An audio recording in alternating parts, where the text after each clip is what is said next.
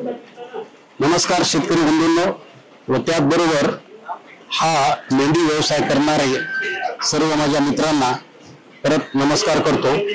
आज आपण परभणी जिल्ह्यातील पेडगाव येथे समृद्धी मेंढी पालन व्यवसाय प्रकल्पात उभे आहोत। या प्रकल्पांतर्गत फार मोठ्या प्रमाणावर हा प्रकल्प इथे उभा केलेला आहे। हा अतिशय शास्त्रशुद्ध पद्धतीने आधुनिक तंत्रज्ञान वापरून हा उभा केलेला आहे आणि या प्रकल्पामध्ये 500 मेंढ्या आणि 25 नर हे आपण इथे संगोपनासाठी आणलेले आहेत। हा प्रकल्प यशस्वी करण्यासाठी फार अतिशय योग्य प्रमाणामध्ये याचं नियोजन करण्यात आलेलं आहे।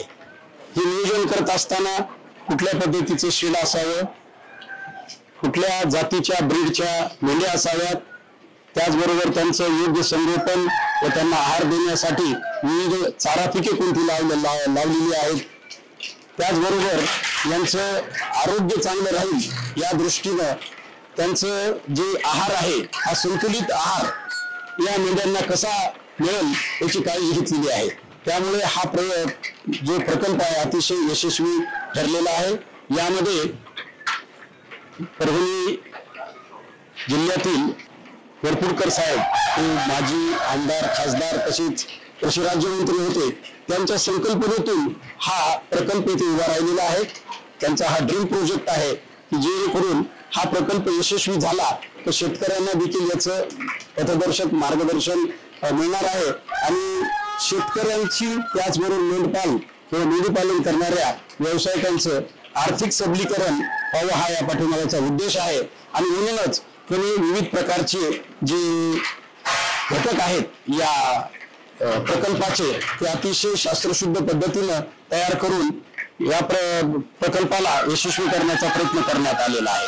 आणि हा प्रयत्न करत असतानाच मग आपल्याला याचं आरोग्य, आहार, त्यानंतर त्यांना लागणारं जे वातावरण आहे या सर्व ह्याची काळजी घेण्यात आलेली आहे। आणि जेणेकरून हा प्रकल्प यशस्वी करण्यासाठी आपल्याला ज्या मेंढीची जात कोणती निवडावी, त्यांचं वय काय असावं, त्यांचं प्रजनन कसं करता येईल, त्याचबरोबर त्यांना या प्रकल्पातून अधिकाधिक आर्थिकदृष्ट्या परवडणारा जो भाग आहे, कारण भारतामध्ये सध्या फार मोठ्या प्रमाणावर मटन पर्पज ज्या मेंढ्या आहेत याला मागणी आलेली आहे आणि त्यामध्ये हे जे ब्रीड आहे मडगाव जातीचं त्याला फार मोठी मागणी तयार झालेली आहे।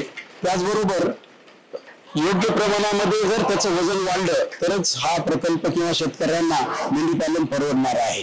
कारण पारंपरिक पद्धतीनं मेंढीपालन जे बाहेर होत आहे ते आता नवीन पिढीला ते ज्ञात होत नाही किंवा ते करण्याची तयारी होत नाही।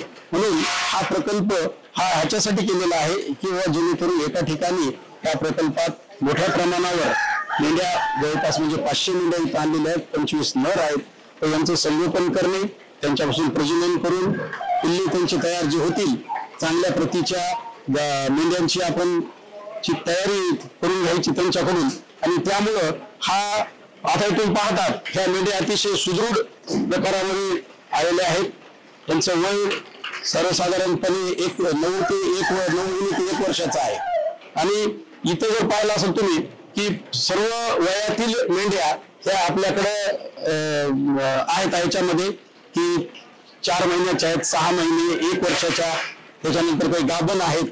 तर हे सर्व प्रकारच्या ज्या मेंढ्या आहेत याच्यापासून आपल्याला अधिकात अधिक उत्पन्न आणि हे प्रकल्प अशा प्रकारचा उभा राहावा, जास्तीत जास्त महाराष्ट्रातील भारतातील शेतकऱ्यांना किंवा मेंढपालांना याचा फायदा व्हावा या उद्देशाने वरपुडकर साहेबांनी फार मोठं त्यांनी इथं प्रकल्प उभा केलेला आहे की तो इतर शेतकऱ्यांना किंवा मेंढीपालन करणाऱ्यांना प्रोत्साहन देणारा आहे आणि मोठ्या प्रमाणामध्ये याचा प्रसार करून, कारण काय की भारतामध्ये स्लॉटर हाऊसला फार मोठ्या प्रमाणात मेंढ्यांची गरज आहे।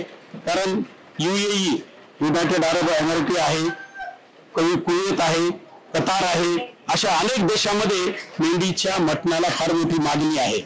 हे सर्व पूर्ण करायचे असेल तर आर्थिकदृष्ट्या जे नवीन युवक आहेत त्या युवकांना संधी मिळाली पाहिजे की जेणेकरून हा जो व्यवसाय आहे हा अतिशय सर्वांना आनंदी देणार आहे, कारण आपण एक जीव आहे, तो जीवाला आपण जपणार आहोत आणि हे केल्यानंतर आपल्याला आनंद भेटणारच आहे, त्याचबरोबर आर्थिक प्राप्ती सुद्धा होणार आहे. किंवा या प्रमाणामध्ये आपल्याला काही शेडची उभारणी कशी केलेली आहे, किती मेंढ्यासाठी किती लागणार आहे, याबद्दल देखील आपण आता अधिक माहिती घेणार आहोत. नमस्कार शेतकरी बंधूंनो आणि मित्रांनो, आज आपण या ठिकाणी समृद्धी मेंढी फार्म पेडगाव तालुका जिल्हा परभणी या ठिकाणी आज आपण इथे उभे आहोत. या ठिकाणी आतापर्यंत आपण या शेडच्या संदर्भात प्रास्ताविक आणि या शेडच्या उभारणी आणि मेंढी फार्मच्या उभारणीबाबत आपण माहिती घेतलेली आहे. तर सगळ्यात महत्वाचा या मेंढी फार्मचा जो भाग आहे तो म्हणजे या ठिकाणी असणाऱ्या जातीवंत मेंढ्या. आज आपण बघतो की आपल्याला मराठवाडा असेल किंवा आपला परभणी जिल्हा असेल, या ठिकाणी आपल्याला शेती करत असताना असंख्य अशा अडचणी आहेत. सुरुवातीला आपल्या वाडवडिलांच्या काळामध्ये भरपूर अशी शेती असल्यामुळे आपल्याला कधी शेतीपूरक व्यवसायाकडे जावं कधी वाटलं नाही. पण सध्याच्या परिस्थितीमध्ये जमिनीची आपली होल्डिंग कमी झाल्यामुळे आपल्याला शेतीवरती उदरनिर्वाह करणं ही फार अडचणीची गोष्ट झालेली आहे. मग या शेतीसोबत आपल्याला शेतीपूरक व्यवसाय काही करता येतो का, हे जर आपण बघितलं तर या ठिकाणी आपल्याला सगळ्यात उत्कृष्ट असा शेळी आणि मेंढीचा हा जो व्यवसाय आहे तो आपल्याला करू शकतो आपण. या ठिकाणी आदरणीय माजी कृषी राज्यमंत्री सुरेश वरपुडकर साहेब यांच्या या समृद्धी मेंढी फार्म मध्ये आपल्याला 525चा राष्ट्रीय पशुधन योजनेअंतर्गत आपण या ठिकाणी मेंढी फार्म तयार केलेला आहे, त्याची उभारणी केलेली आहे. अत्यंत उत्कृष्ट असा अत्याधुनिक शेड आणि त्यासोबत जातीवंत अशा मेंढ्या या ठिकाणी आपल्याला बघायला मिळतात. 525, याच्यामध्ये 500 मादी आहेत आणि 25 नर आपल्याला इथे बघायला मिळतात. हा माझ्यासोबत जो आता उभा दिसतो हा एक नर आहे. तर हा आहे, ही जात जी आहे ती मरगाव नावाची जात आहे. ही मूळ तिचा उगम जो आहे तर मरगाव गाव आहे, सांगली जिल्ह्यामध्ये जत तालुक्याच्या बाजूला त्या ठिकाणी या जातीचे उगम स्थान आहे.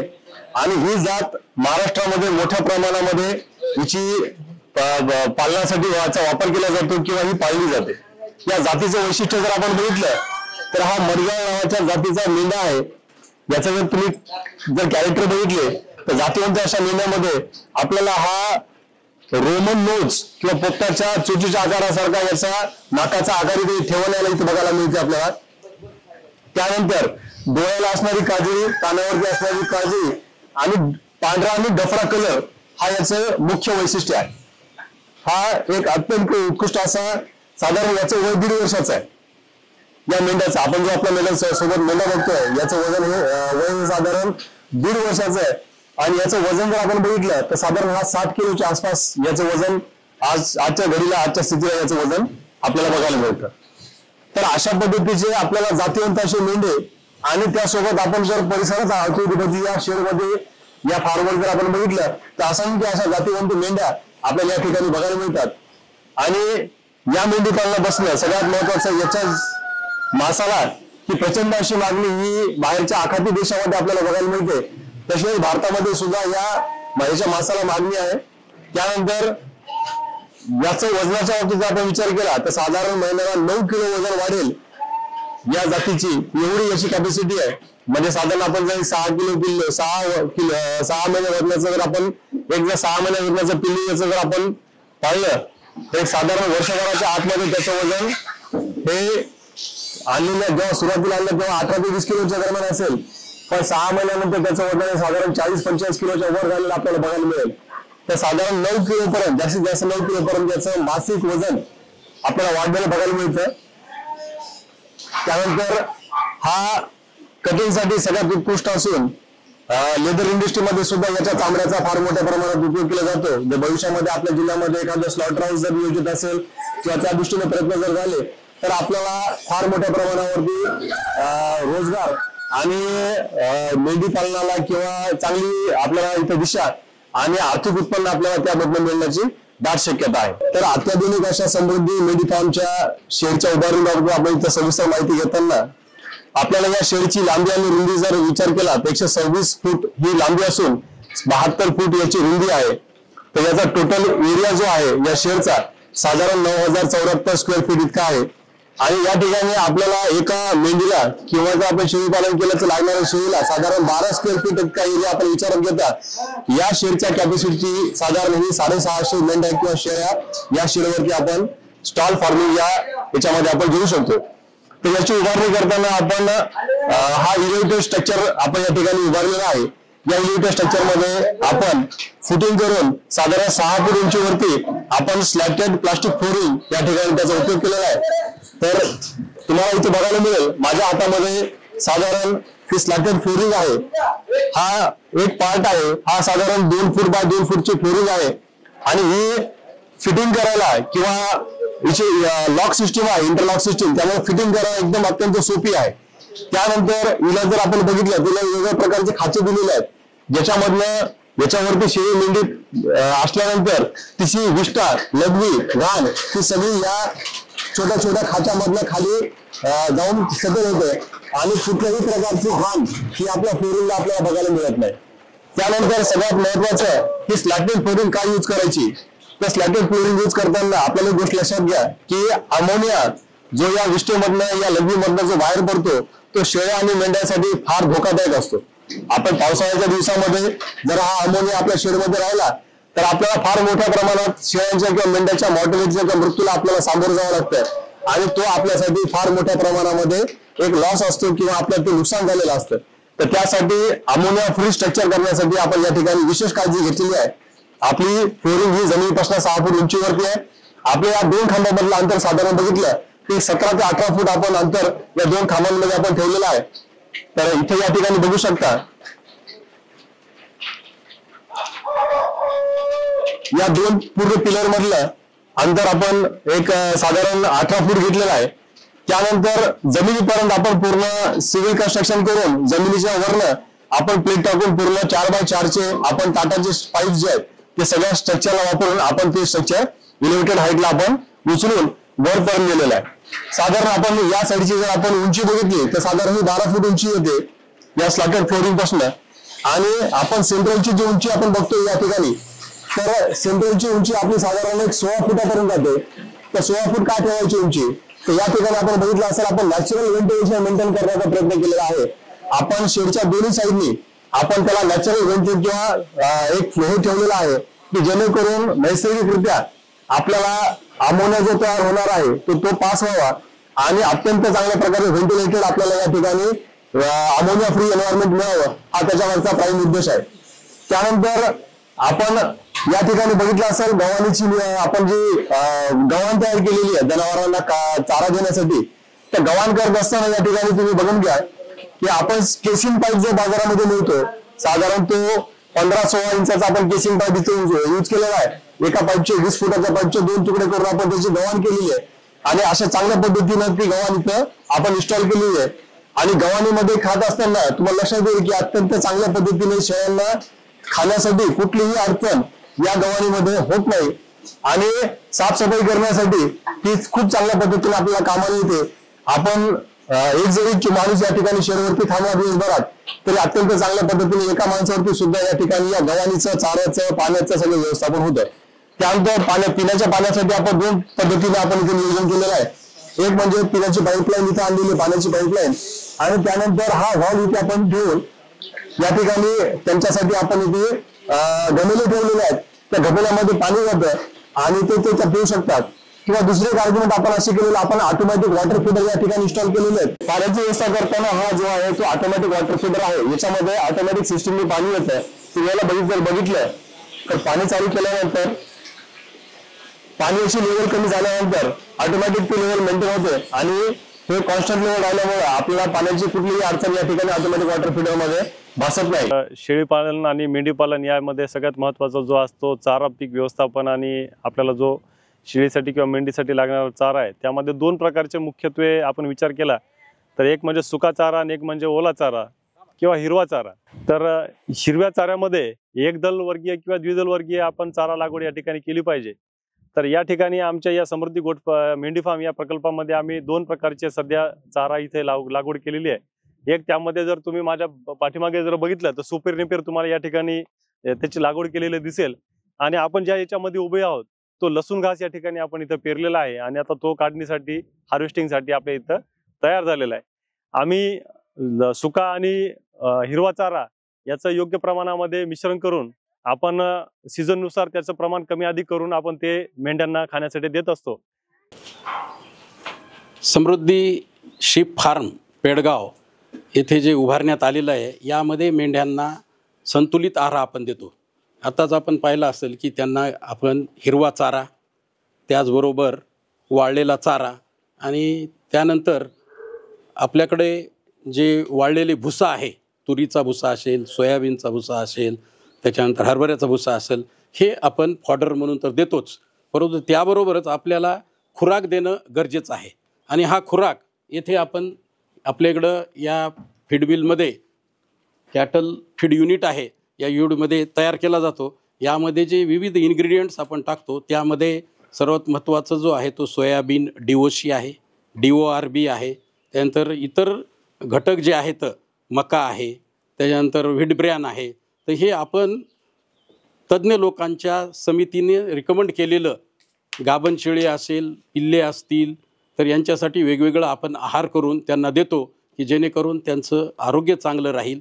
त्यामध्ये सर्व जीवनसत्वे, मिनरल्स आणि त्यांना जे लागणारे प्रोटीन्स, क्रूड प्रोटीन आणि त्यानंतर त्याच्यासाठी लागणारा जो म्हणजे घटक आहेत, हे सर्व घटक ह्या मेंढीला मिळाले पाहिजेत. या दृष्टीनं हा कॉन्सन्ट्रेट किंवा खुराक आपण दररोज या मेंढ्यांना त्यांच्या वजनाप्रमाणे किंवा त्यांच्या वयाच्या गटाप्रमाणे आपण देतो. हा, मेंढ्यामध्ये साधारणतः आपण 4-5 अलग अलग प्रकारचे जे आहेत म्हणजे लसीकरण करतो. त्याच्यामध्ये कसं आहे, मुख्यतः लाड्या खुरकूत म्हणजे FMD लसीकरण, म्हणजे वयाच्या 6 महिने झाले, समजा 6 महिन्याच्या वरी झाल्यावर आपण जे आहे ते लसीकरण करतो. वर्षात आपण मोठ्या जनावरांमध्ये 2दा करतो FMD. दुसरा जे आहे तर मान्सून पूर्व एक लस करतो आपण, ती आहेत ETV आंत्रविषार. तर दरवर्षी आपण एकदा करतो आपण, मान्सून जे आहे तो सुरू होण्याआधी आंत्रविषार करतो. तिसरा आहे PPR, म्हणजे तोंडामध्ये जे आहे तर मावा येणे, संडास लागणे आणि निमोनियासारखे जे आहे लक्षणे दिसतात, त्याच्यासाठी आपण जे आहे तर PPR करतो. म्हणजे आता लिटरेचरमध्ये असं आहे की बाबा सहसा जे आहे तर PPR जे आहे तर रोग हा मेंढ्यामध्ये होत नाही, तरी पण आपण प्रिव्हेंटिव्ह म्हणून जे आहे तर ते करतो आपण, समजा PPR. आणि शिपपॉक्स एक आहे, म्हणजे देवीचा रोग म्हणतो ना आपण, फोडे वगैरे येतात, ते फुटतात, आणि हे शिपपॉक्स वॅक्सिनेशन आपण करतो. तर आपण जे आहे तर सुरुवातीला जे ते 60-65 जे आपले जे मेंढे आहेत ना, त्यांना जे आहेत आपण शिपपॉक्स केलेले आहेत. आता ती लस आपल्याकडे सरकारी म्हणजे अवेलेबल नाही, डिमांड करू आपण, काही अडचण नाही, आणि ते आल्यानंतर आपण करून घेऊ, सध्या नाही. आणि दुसरं जे आहे तर आव्हान असं आहे की नवीन जेव्हा आपण जनावर एखादा आणतो ना, त्याला 10-12 दिवस 15 दिवस किमान जे आहे तर क्वारंटाईन करणे जे आहे गरजेचं आहे. बाकी जे आहे तर दुसरं जे आहे आपण लस करीत नाही. FMD, foot and mouth disease, PPR, ETV आणि शिपपॉक्स, हे 4 जे आहेत आपण लसीकरण जे आहेत म्हणजे आवर्जून म्हणजे आपल्या मेंढ्यामध्ये किंवा शेळ्यामध्ये आपण टोचतो. शेळ्यासाठी जे आहे तो गोट पॉक्स आहे. जेव्हा आपण नवीन मेंढ्या आणतो, आता त्याच्यामध्ये जे आहे तर भरपूर आहे, समजा निवड कशी करायची, काय करायची, नराची निवड अलग आहे आणि जे आहे तर मादीची निवड अलग. जेव्हा आपण नवीन निरोगी जनावर आणायचे, आपण म्हणजे कोणत्याही प्रकारच्या जे आहे आजार नसायला पाहिजे. थोडक्यात समजा आपण कानाच्या बोडाला हात लावून बघितलं तर जे आहे तर आपल्याला ज्यात लक्षात येते की ह्याला जे आहे ताप आहे की किंवा काय, किंवा मजलच्या नाकाचा जे भाग आहे समजा तो पण जे आहे कोरडा लागू लागला तर आपल्याला लक्षात येते की बाबा ह्याला ताप असू शकते, म्हणून असू शकते. हा, कंडिशन अलग अलग आहे त्याच्यामध्ये. आणि चारा वैरण व्यवस्थित खायला लागला का, हे सगळं बघून जे आहे तर निवड करणे आणि आपल्या कळपामध्ये आणण्याआधी म्हणजे तिथं सोडण्याआधी त्याला जे आहे तर 10-15 दिवस 15-20 दिवस जे आहे, जसं माणसामध्ये क्वारंटाईन असते, जनावरांमध्ये पण जे आहे क्वारंटाईन आहे. तर म्हणजे आपल्याला लईच असेल तर कमीत कमी 15 दिवस करायला पाहिजे, नाहीतर 25 ते 30 दिवस क्वारंटाईन जे आहे तर गरजेचं आहे. आणि आल्यानंतर 2-4 दिवसानंतर जे आहे त्याला म्हणजे आता त्याला आधीच आपण विचारून घ्यायला पाहिजे की याला जे आहे जनताची जे आहे औषध पाजलेली आहे का नाही. नसेल तर जे आहे आपल्याकडे आणल्यानंतर जे आहे त्याला जंतनाशन औषध पाजणे गरजेचं आहे. त्याच्यानंतर ट्रेस वगैरे येऊ नये म्हणून जे आहे लिव्हर टॉनिक आणि मल्टीव्हिटामिन सप्लिमेंट जे आहे देणे गरजेचं राहते. आणि ग्लुकोज वगैरे काही समजा असेल तर ते वातावरणानुसार राहते. समजा उन्हाळ्याचे दिवस असेल तर अलग, हिवाळ्याचे दिवस असेल तर अलग. परंतु जे आहे म्हणजे एकंदरीत म्हणजे लिव्हर टॉनिक आणि मल्टीव्हिटामिन आणि सुरुवातीला जे आहे आपलं हे काय म्हणतो आपण जंतनाशक, हे जे आहे पाजणे किंवा जे आहे देणे गरजेचं राहते. आणि जनावर जे आहेत एखादं जनावर आपल्याला जे आहे म्हणजे चारा वैरण खात नसेल किंवा जे आहे काही समजा आपल्याला आजारी वाटलं समजा, तर पशुवैद्यकाला जे आहे संपर्क करायचे आपल्या दवाखान्याला.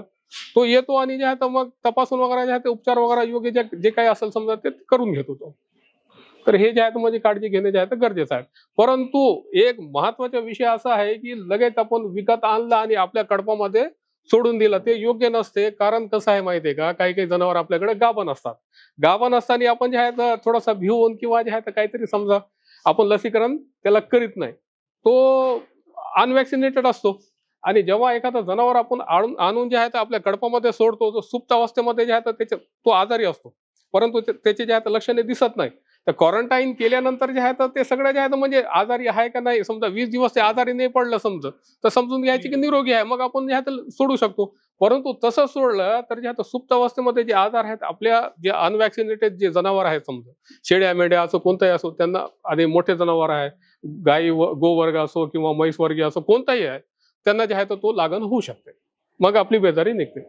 आमचा काय अनुभव आलेला आहे माहितीये का, की समजा आपण एखादा समजा मोठा फार्म आहे, त्यांना तिथं आपण जे आहे तर लसीकरण केलं समजा FMD वगैरेचं, परंतु एखादा मालक सांगतो की बाबा जे आहे तर 8 महिने झाले साहेब, ह्याला जे गाभण आहेत ह्याला द्यायचं नाही. तर आपण त्यांना पटवून सांगायचा प्रयत्न करतो, परंतु तो ऐकून घ्यायला तयार नसेल तर आपण थोडासा समजा सोडून देतो की ठीक आहे बाबा, याला वेल्यानंतर आपण करू. आणि तो काय करतो माहितीये का, की दुसरा जनावर लगेच आणून सोडतो जिथं जे तो पण अनवॅक्सिनेटेड असतो, आणि जे आहे तर मग आपल्या जनावराला लागण होऊन जे आहे आपला आर्थिक आणि जैविक हानी होऊ शकते. एवढं जे आहे तर म्हणजे काळजी घेणं गरजेचं आहे.